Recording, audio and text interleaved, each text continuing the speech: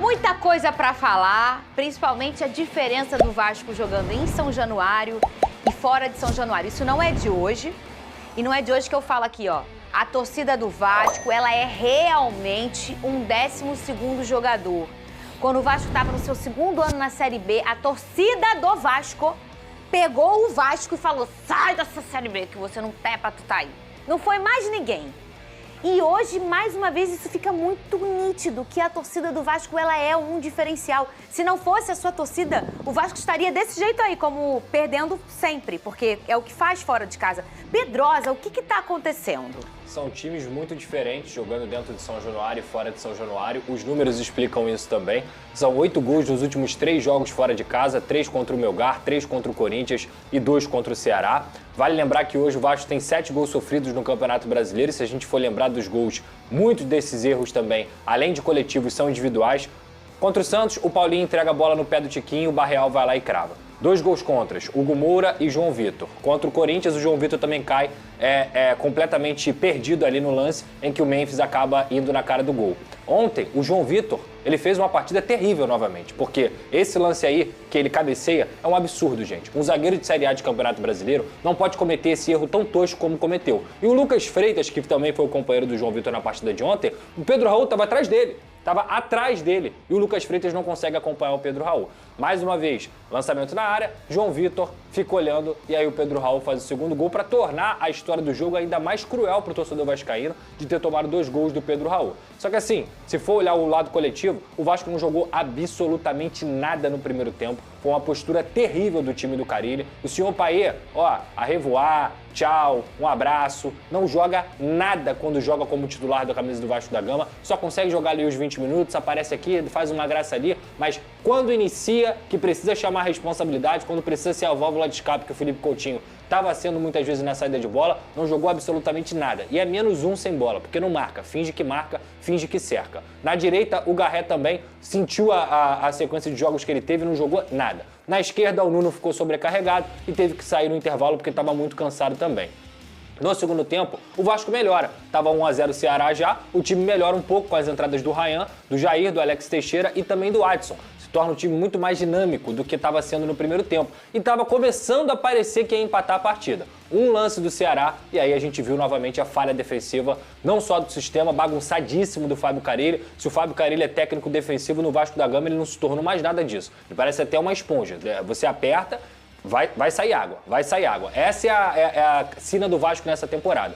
E aí, logo depois, mesmo com o time jogando um pouco melhor no segundo tempo, o Verratti até cabeceia, ainda tem alguns minutos ali, o Vasco tenta criar algumas chances, mas muito mais na base do desespero do que na organização. Então, uma atuação terrível do Vasco, principalmente no primeiro tempo. No segundo tempo até melhora, mas que, novamente, o Vasco é prejudicado pela falta de ideias de jogo do seu treinador, pela forma que ele monta esse sistema defensivo e, principalmente, eu não vou ficar aqui culpando só treinador de futebol, só o Carille. Quem joga é jogador. Olha o lance do João Vitor no primeiro gol. Me desculpa, gente, o Carille não cabeceia a bola. Quem cabeceia é o João Vitor. O Carille não acompanha zagueiro. Quem acompanha é o Lucas Freitas. E se for olhar o Campeonato Brasileiro inteiro, é cheio de falha individual. Falha técnica que um jogador de Série A que ganha muito bem, não é pouco não pode cometer, na minha visão, dentro do Campeonato Brasileiro. Então o Vasco ontem foi uma bagunça no primeiro tempo, melhorou ofensivamente no segundo tempo e continuou a bagunça no sistema defensivo com a cereja do bolo, que sempre vem sendo as falhas individuais dos seus atletas. Não tem técnico que dê jeito nisso não, tá? O que é? Peraí, Vini, aqui, ó. O que é uma foto pra acalmar o Pedrosa? Hã? Ai, gente! Vocês são muito irritantes. Sério, para com... Tá vendo? Fica de amizade com eles mesmo. Fica você de amizadezinha com eles. Olha o que eles fazem. Ele fez isso ontem. Ele fez... O que ele faz isso aqui? Pra ouvir a torcida. Fala aí, fala já mais. tá acostumado, né? Ô, Vene Casagrande, eu vou escutar o Carille. Na volta eu quero fazer uma pergunta pra você. Fechou. Porque o Carille falou após a derrota fora de casa. Cadê? O que mais me incomodou foi a postura do nosso time. Né? A gente tem que saber onde nós estamos e respeitar onde nós estamos. Uma postura muito ruim. Melhoramos um pouquinho no segundo tempo, mas o primeiro tempo principalmente. Uma postura muito ruim, um jogo lento. Não tratamos o jogo como uma decisão como tem que ser. Venê, o Pedrosa trouxe aqui dia a dia o termômetro da permanência do Carille. E chegou na semana passada e falou: Fernanda, olha só, O importante é ele fazer uma partida contra o Puerto Cabello e contra o Sport, né? Venceu as duas. Aí ficamos, será que foi? Será que não foi? E agora, o Vene Casagrande, o que você acha da situação dele? Porque essa não foi uma boa apresentação do Vasco, mas o Pedrosa trouxe um recorte aqui que tiveram muitas falhas individuais. Isso aí depende do treinador, perfeito? Só que a sequência do Vasco é muito pesada, Vene. Eu queria que você me desse a sua opinião em relação a essa manutenção do Carille. Você acha que ela vai acontecer? Qual você acha o futuro do treinador? A minha opinião é a mesma. É opinião, né? É a minha opinião. Bem antes desses 2 jogos aí. O Carille, ele tem prazo de validade no Vasco da Gama. Sério, Vene? Pra mim, não vai demorar para ele ser demitido. E eu vou ser bem sincero. Olhando a sequência que o Vasco da Gama tem pela frente, o Paquito terminou o bom VT dele dizendo: o Vasco continua tendo dificuldade longe de São Januário. Você falou isso no seu discurso. O Pedrosa mencionou muito bem que o Vasco encontra dificuldade quando não joga em São Januário. E a próxima sequência do Vasco da Gama é Flamengo no Maracanã, Campo Neutro. Cruzeiro fora de casa e Palmeiras também fora de casa, embora seja mando do Vasco da Gama, mas o Vasco vendeu esse mando para Brasília.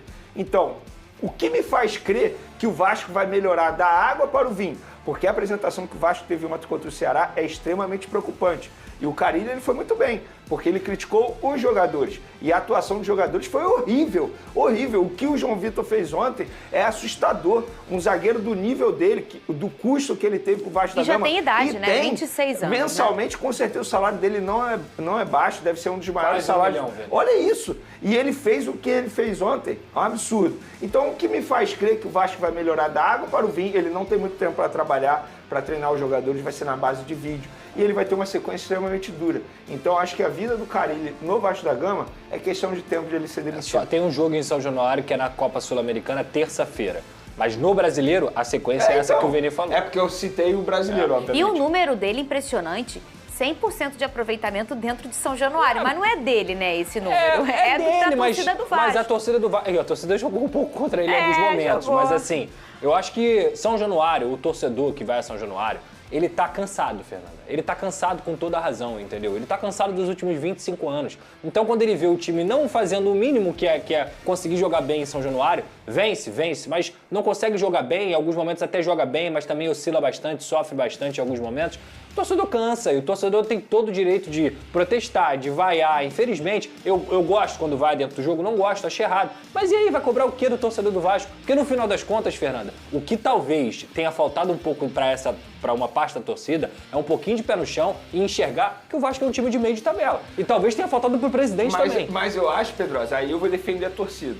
Foi uma expectativa criada pelo presidente, como você mencionou. Esse que é o ponto. Talvez o presidente também tenha que colocar o pé no chão. Isso aí. Porque quando ele falou top 8, eu falei que top 8 não é não. Inclusive expôs top o Carille, Top 8 né? expôs o Carille. É top 12. É top 12. O time é top 12. E vai brigar por alguma coisa. Agora, esperar que o Vasco... Por exemplo, qual é a média de pontuação do Vasco no Campeonato Brasileiro? 2 jogos, 2 vitórias em casa, 2 jogos, 2 derrotas em casa. 1,5. Se terminar o campeonato assim, o Vasco termina com 57 pontos, se eu não me engano. 59 pontos. Alguém acha que o Vasco vai fazer mais de 60 pontos no Campeonato Brasileiro? Não. É lógico que não.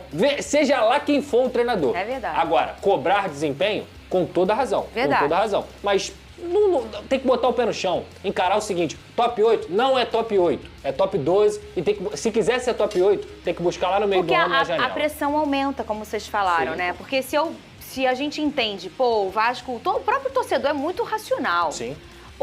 Geralmente não é, mas o do Vasco já chegou no momento que ele é. Ele é racional. Quando não mistura política, que tem muita coisa política, eu tô falando fica um pouco mais racional. do torcedor, né? Sim. O que o torcedor pensa? Pô, o Vasco vai brigar ali pro meio de tabela e vamos tentar buscar a Sul-Americana.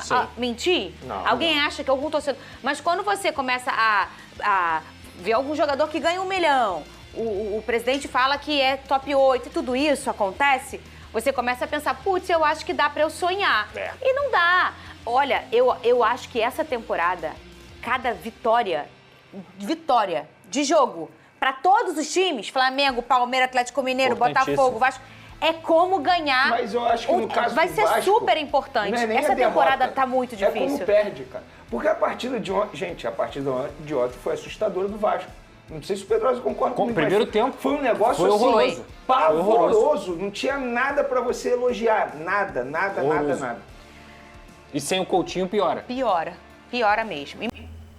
Salve, torcedor do Vasco, sejam bem-vindos ao canal Vasco Full, todos os dias tem conteúdo exclusivo do Vasco aqui pra vocês. Antes de falar as notícias do Vasco, deixa aí o seu like, se inscreva no canal, ativa o sininho das notificações, assim você não perde nenhuma notícia do Vasco da Gama. O Vasco que perdeu do Ceará, lei do ex aí aplicada, Pedro Raul marcou 2 gols e o Carille segue na corda bamba. Você acha que o Carille tem que ser demitido do time do Vasco?